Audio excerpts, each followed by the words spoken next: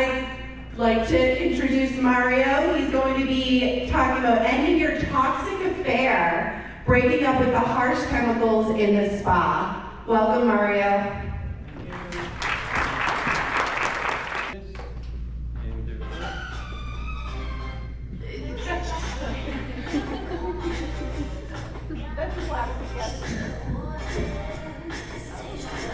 All right, this was supposed to be my entry song. So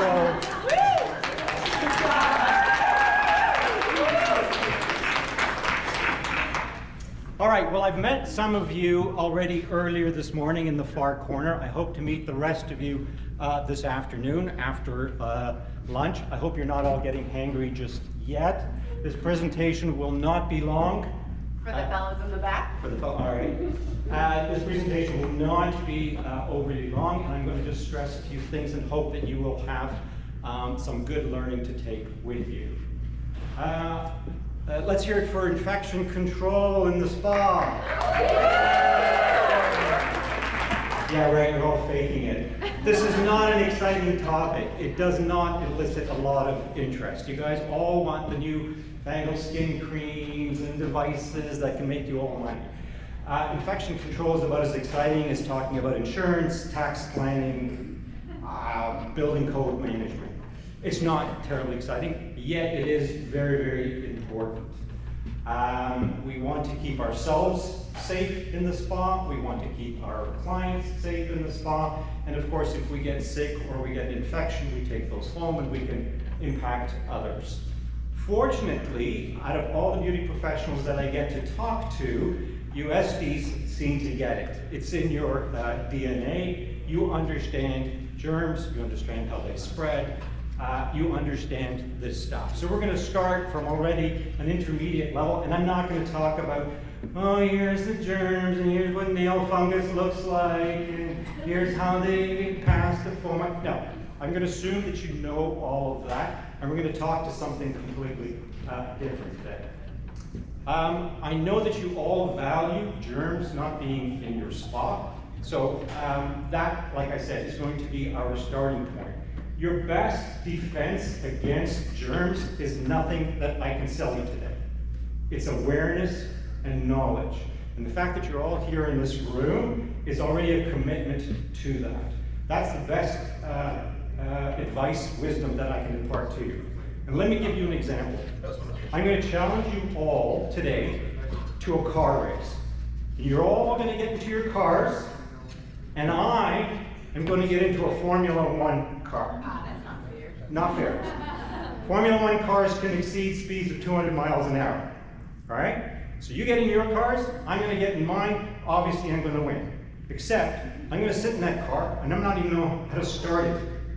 I don't even know how those little fangled buttons on the steering wheel work. So while I'm trying to figure all that out, you're already racing and crossing that finish line. The point of that is that I did not have awareness or knowledge how to work that technology, and therefore I was left at the starting line. All right?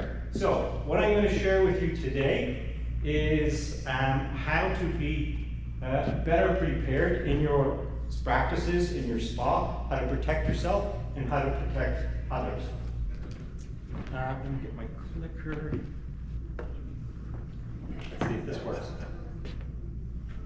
Oh yeah, so you all get a thumbs up because you're already practicing great infection control within your spas and salons. And I know that because I already talked to many of you this morning, so kudos to you. All right. What you may not know is that to combat germs in your workplace, you use disinfectants, all right? Beyond boring. But they are a critical part to what you need to do. Cleaning is not enough. You need a disinfectant, an EPA-registered disinfectant that actually kills the germs.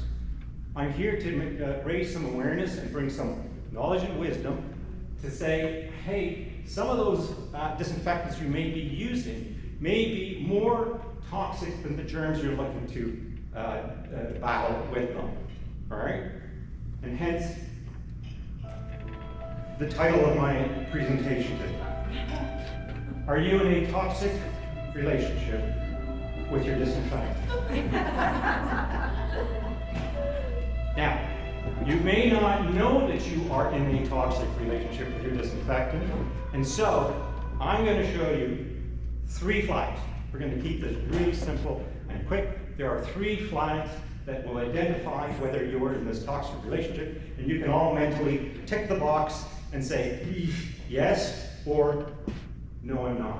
All right, first one, the active ingredient. That's the chemical that's in your disinfectant responsible for killing the germs, all right? And it has to, right there. It is made clear on the actual label. It's in print on the front. It has to legally be there, and it explains what is the chemistry that's present in your disinfectant. Now, I know you probably all can't see that, and labels typically all in 6-point type, and they come on with long chemical names, so that's not going to really impart a lot of information to us. Whether it's made with dimethyl, blah, blah, blah, blah, blah, blah, doesn't really mean anything to you. So, what do you need to know? You need to know what that chemical does as it impacts your health.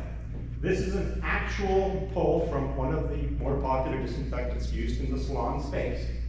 And I've got something really clever here I can do. All right, so this is from a label.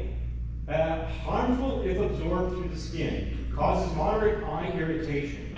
Wash hands before eating, drinking, chewing gum, using tobacco, or using the toilet. Remove contaminated clothing and wash clothing before reuse. If on skin, take off contaminated clothing, rinse skin immediately with plenty of water for 15 to 20 minutes. Call a poison control center or doctor for treatment advice. Is that real? That is real. That is real. And I invite you all, when you go back to your spas, just to have a quick look at your labels and see if you don't see the same language. And ask yourselves, well, maybe the germs are even better than this. So, it's all good. Additional information can be found on the SDS, previously known as the MSDS, which is the manufacturer's safety data sheet. Now it's just the safety data sheet. Manufacturers of chemicals that you use in your spa are legally required to put out this additional document, and I hope you've all downloaded and read them, but it provides for additional precautionary language that can't fit on the warning label. How to handle it, if there was a spill, how to deal with if it got in your eyes, on your skin, etc. If you were to read it in depth, it sometimes does read like an SOS rather than an SDS. So let's look at that same product we looked at just a few minutes ago, and this is the additional precautionary language associated with that product. First off, there's the pictograms that appear at the top, and they're symbolic representations of what you should be worried or concerned about. So the first one simply indicates that it's flammable, and the second one, the exclamation mark, is just drawing attention to the fact that there may be issues that will impact your health. So let's read this. Flammable liquid and vapor may cause drowsiness or dizziness. Exactly something we're looking for, obviously, in this busy spa environment. Use only outdoors or in a well-ventilated area. How many of your spas are outdoors? If inhaled, remove victim to fresh air and keep at rest in a position comfortable for breathing. Call a poison center or physician if you feel unwell. Additionally, chronic symptoms. Prolonged exposure may affect liver, kidneys, blood, lymphatic system, or central nervous system. Again, I'm not choosing some way bizarre chemical that no one's using. This is from commonly everyday used disinfectants. What they also don't tell you is they come with strong and unpleasant odors.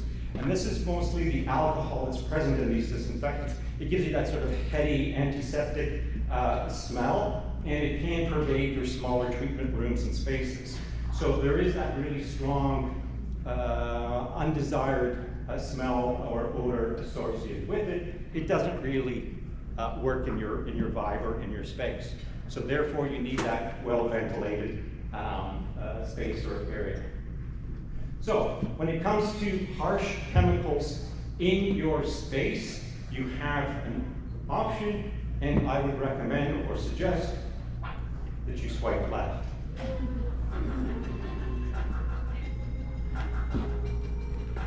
All right, this is my, all right.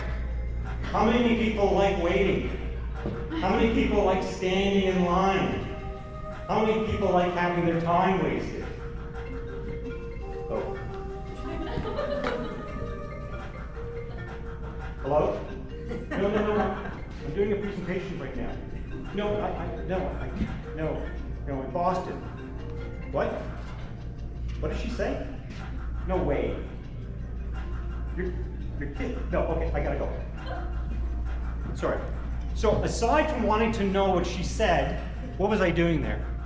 I was being disrespectful of your time. I was wasting it. And that's a segue to my next slide, contact time.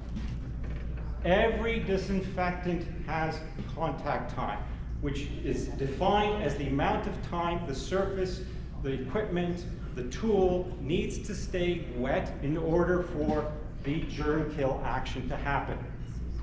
This sounds simple, it's the most misunderstood term out there. People rarely adhere to the proper contact time. And why? Let me give you an example. So we're all familiar with pesticides. When you spray a bug, a spider, an ant, it immediately curls up and dies. Or in TikTok term, it unalives.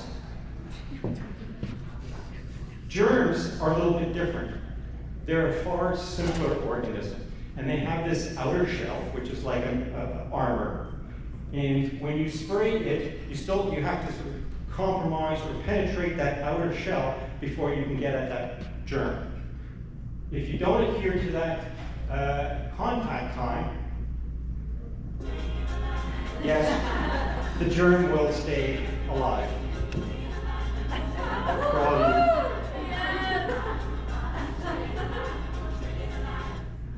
All right, so here are some typical contact times. And again, no disinfectant works on application. There has to be that contact time. And you can see it widely varies, anywhere from a minute to 10 minutes.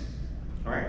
There is one secret way, and you all know it, where you can get rid of germs much faster.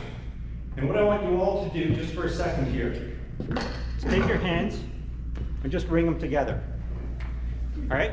Now, you're all estheticians, you all understand body oil from your face, which is responsible for pimples and all kinds of issues, but your hands also excrete oils, right?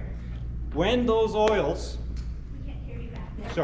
when those oils combined with soap under a tap, the bubbles and the little oil create these bubbles around germs, and then when you rinse your hands, they just get flushed away. And that takes 15 to 20 seconds.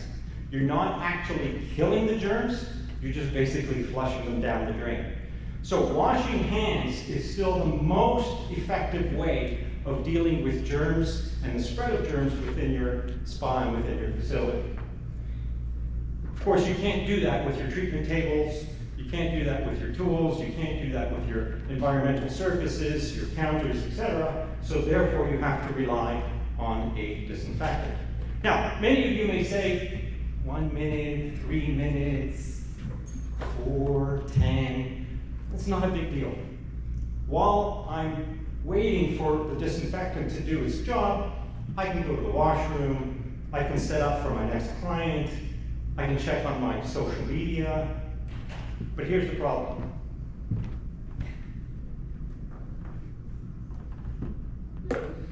Premature evaporation. This is a term you're not going to find in your Milady textbooks. So what ends up happening, and I challenge all of you who use disinfectants in your space, lay it down on the surface and actually look at what happens. And you'll see it evaporating before your eyes. So what does that mean? That means that you have to multiple applications. You do not get the luxury of leaving to go to the washroom, to set up for your other client, to look at your social media. You have to babysit that event and use multiple wipes or multiple sprays to ensure that 1 to 10 minute contact time is being met.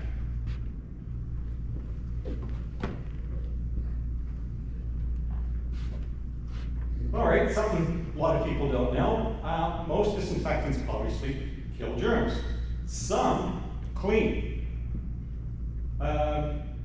Some clean and disinfect in the same application. Why is that important? We had that lovely previous presentation that indicated your time is important. So you want to spend as little time as you can on the actual process of reprocessing, getting your rooms ready for the next client. 1 minute contact time, cleaning and disinfecting in the same application. Those are all time-saving mechanisms that enable you to be more efficient at your jobs, okay? When you use bleach, for example, bleach is such a caustic chemistry, they can't put any detergents in it because it immediately compromises it. So bleach, remember when grandma was doing toilets and floors and whatnot? It had that really Cloroxy smell, but it wasn't actually cleaning anything. It was killing germs, but it wasn't killing anything except grandma when she was, of course, breathing all those toxic fumes.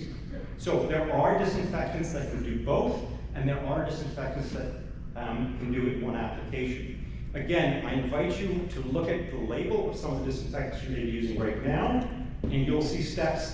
Take 1 wipe to clean, take another wipe to disinfect, and use multiple wipes to achieve the contact time.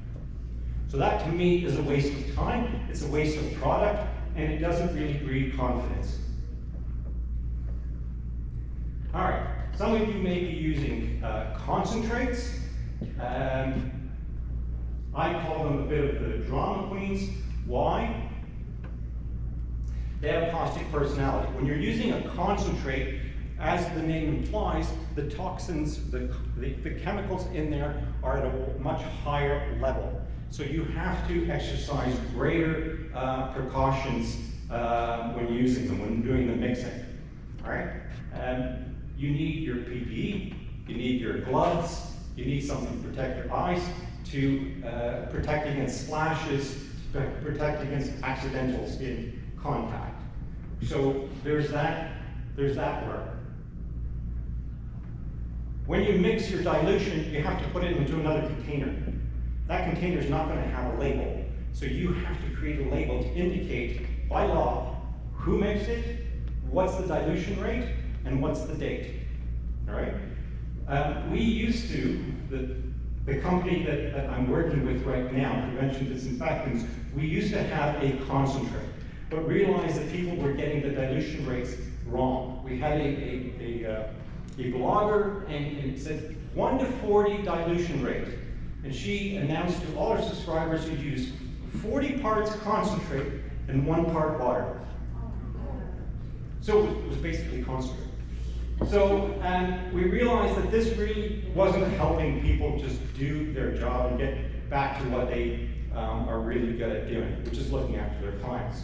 So instead, if you use an RTU, ready to use, that's the most efficient and that's the most easy way that you know you're getting the job done correctly.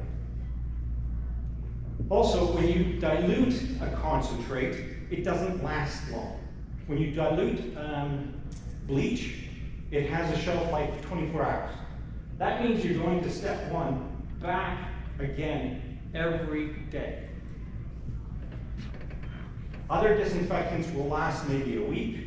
So again, there's a trade-off between going through these steps, doing the mixes, spending the time doing your workplace labels, and then only having the benefit of that disinfectant for a short period of time. Commitment issues. Here's another point. You'll recall from the earlier slide, one of the toxic warnings was prolonged exposure may affect liver, kidneys, blood, lymphatic system, or central nervous system.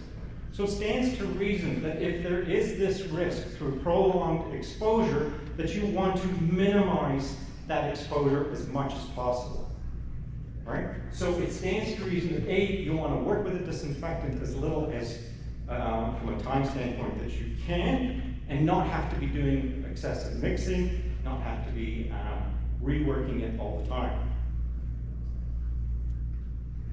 So, disinfectants that waste your time, swipe left.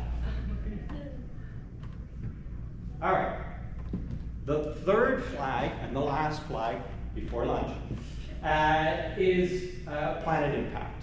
Now, I know we've been talking about your own personal health while we're in a spa environment, the health also of your clients and customers, but we also like to think that we're doing well by the planet in the process of doing these things.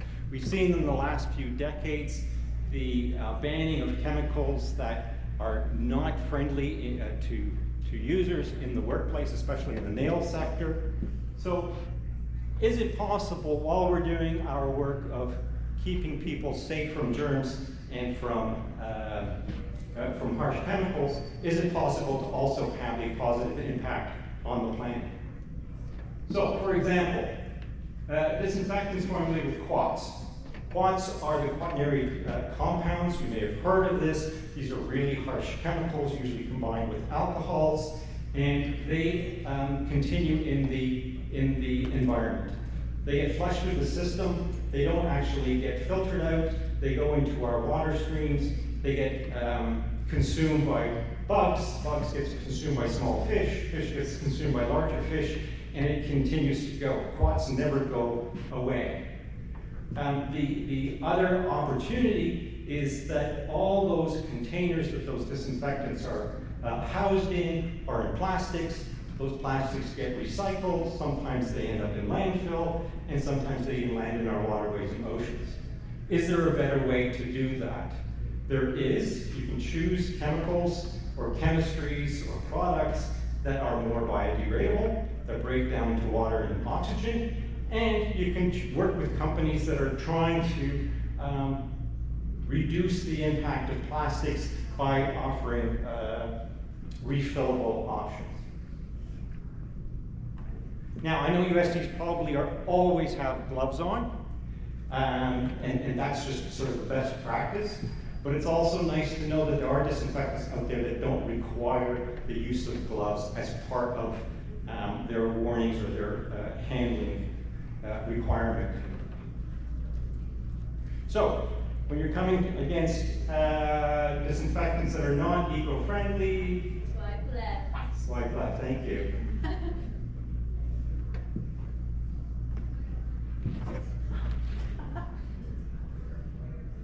Oh, we're supposed to have sound for this one too. But.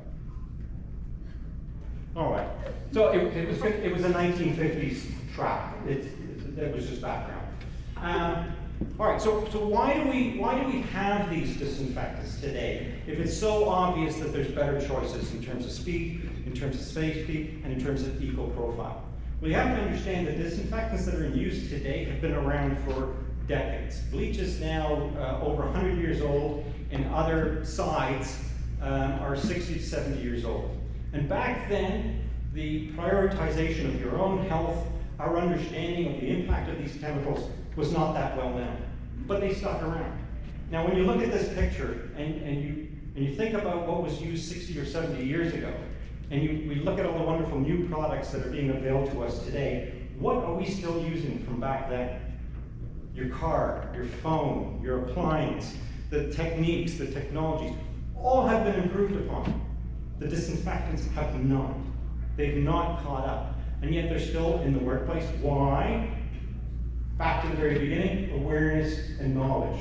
People are unaware of the toxicity, the speed, and the eco-profile associated with those disinfectants. Right? So they're still around because people keep buying them, but there are new and improved technologies that have looked to address this.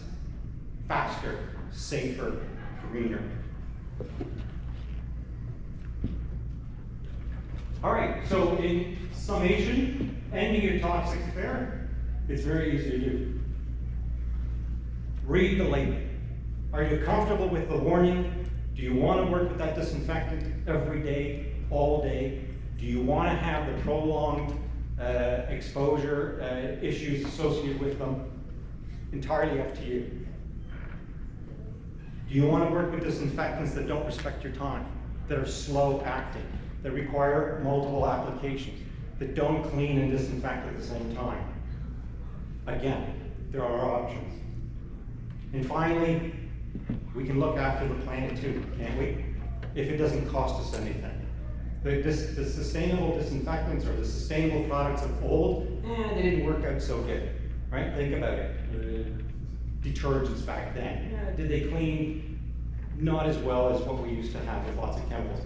That's all improved upon now. So you can have green, and you can also have effective performance.